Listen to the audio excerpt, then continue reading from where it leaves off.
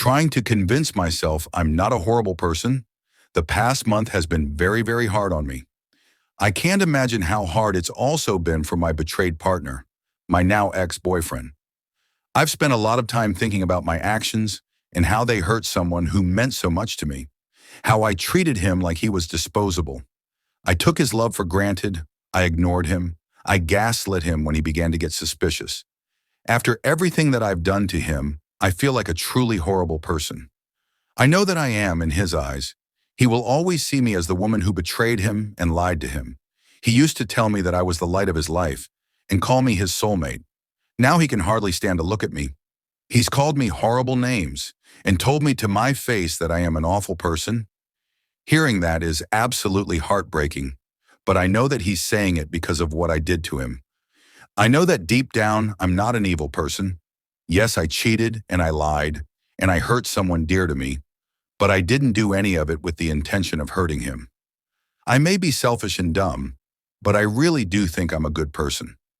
I try to tell myself that I'm a good person, and I try to act like one, but I still have extremely low self-esteem after everything that went down. I don't know how to fix that, since in some ways I do feel that I deserve to feel that way about myself. I know it's unhealthy to hate yourself, but it's also very hard to stop, especially when someone you love so deeply is telling you that you're horrible. I don't blame my betrayed partner for anything that he said to me, since I know it's coming from a place of hurt that I caused. I also know that what he's saying isn't true, and it's influenced by his pain and heartbreak. It's his emotions talking, not him. Does anyone here have advice on how I can start to heal my self-image after all of this?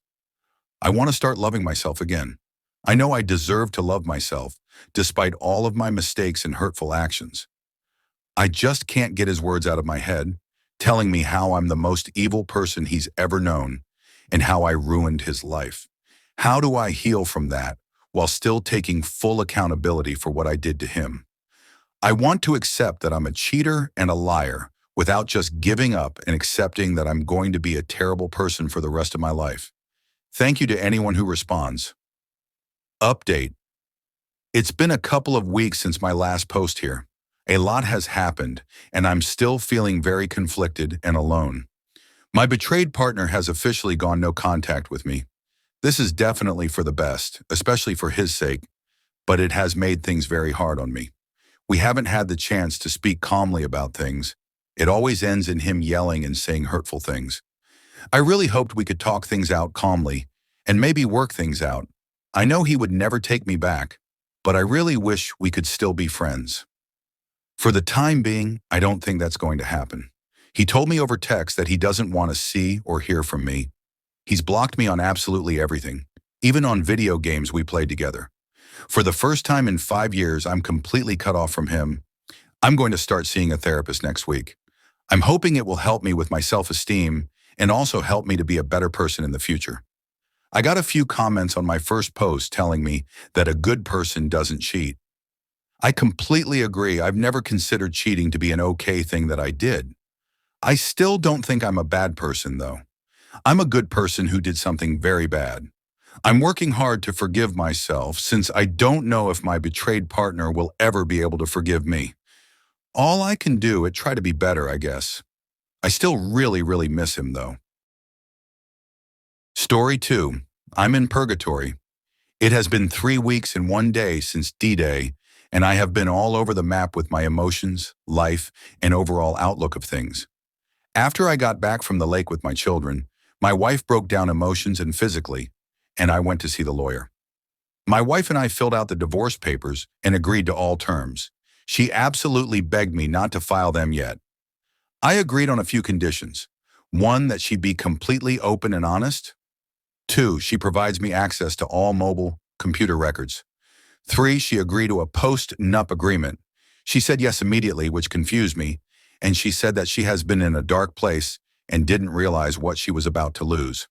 We downloaded all of her Facebook data and used phone rescue to recover all of her deleted text, photos, and communications. We spent the past 4 days going through it all in excruciating detail. Line for line and word for word. She answered every question. We cried, we yelled. We laughed at some of our memories and we cried some more. From all of the content that I saw, there was never any romantic intent. They talked about their days, funny memes, and football.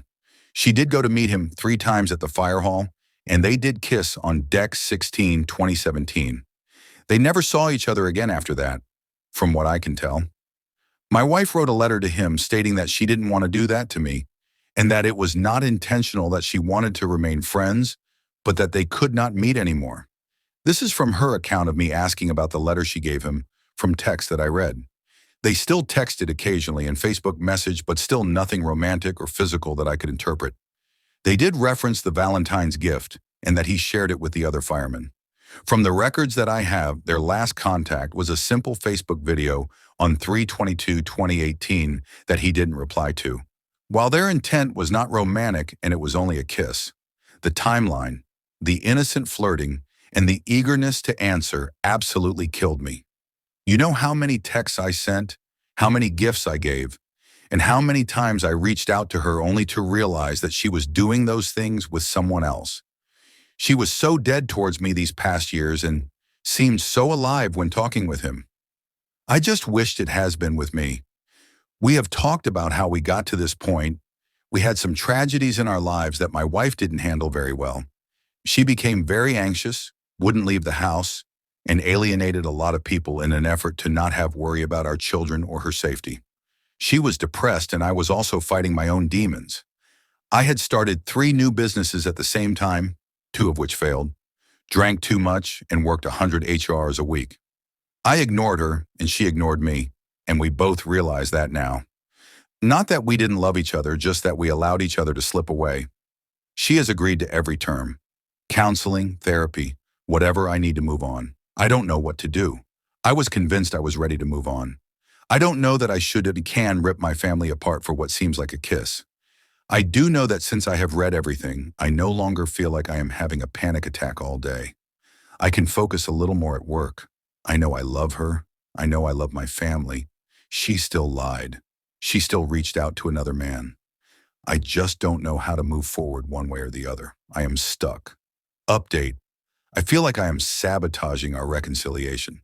It has been almost 3 months since D-Day and almost 2 months since reconciliation. Things have been going great for my wife and children. She is showing effort and trying her best. My children are happy and secure. I, however, am going through some horrible anger issues at the moment. Everything she does pisses me off.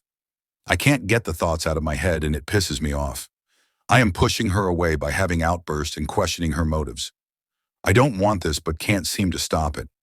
I don't know if she can be the woman that I need, and I don't know if I can get past this anger without pushing her out of my life. It's really important to take care of yourself right now. Make sure you're doing things that help you chill out and lower your stress.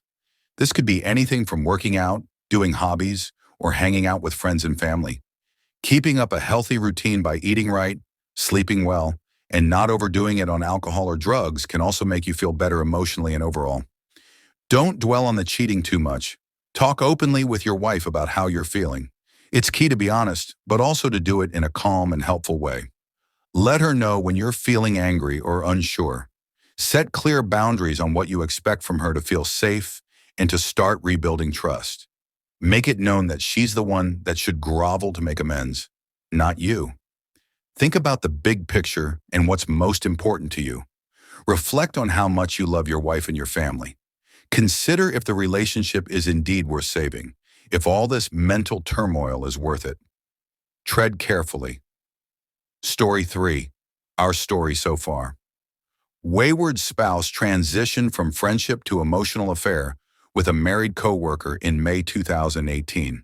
In early June, betrayed spouse, me, noticed signs and symptoms of an inappropriate relationship and unsuccessfully attempted to prevent escalation. The following week, while betrayed spouse was out of town, the EA took another step forward. Upon returning from the business trip, betrayed spouse let wayward spouse know that this was not acceptable in our relationship. WS denied and gaslighted BS, making things much worse. As we shone further light on the situation, it became apparent our relationship was on a precipice because of this event. Over the past 5 weeks, after much communication and research, BS and WS have reconciled. WS has done everything humanly possible to demonstrate faithfulness and remorse. BS has provided forgiveness. My lesson from this: if your spidey sense is tingling, act quickly and decisively. Do not allow an emotional affair to escalate to a full-blown love affair and subsequent physical affair, because chances of reconciliation decrease as each day goes by. If your WS refuses to shut it down despite your protests, you are likely too late to avoid permanent damage to your relationship. We were incredibly lucky. Update: my wife recently had the beginnings of an emotional affair with a married coworker. We're working though our issues, but last night I was triggered for whatever reason, thinking about what could have happened had I not intervened. So we talked it out. She told me nothing physical would have happened with her potential affair partner because there was no attraction. However, she said there is another coworker to whom she is attracted, and because there was lust, she would have a hard time working with him as she'd always have to keep her guard up. I asked her to clarify. Her point was, she was able to let her guard down with her potential affair partner because there was no attraction and therefore no risk of an affair. This allowed her to open up to him, which caused an emotional affair to develop. On the flip side, there would be a greater risk of an unintended relationship with those to whom she is attracted, especially if the attraction was mutual. Therefore, she would have to monitor her behavior around these people. I found this view of the world unsettling. She attempted to explain, but each explanation produced the same outcome. I'm curious how others feel about this. Honestly, she sounds like a tool, but if you really want to work it out with her, make sure to set some clear boundaries. Your partner needs to know what's okay in your relationship and that getting too emotionally involved can lead to trouble. Keep talking openly. Think about counseling for your wife. A pro can guide her through these tricky feelings and give her tips to avoid problems in the future. Stay alert. It feels like she's basically giving you a heads up. She's going to start an affair, and you choose to live in denial. Honestly, I wouldn't recommend staying with her. There's just too many red flags. Remember, it's an ongoing work in progress to keep your relationship solid. Always trust your spidey senses.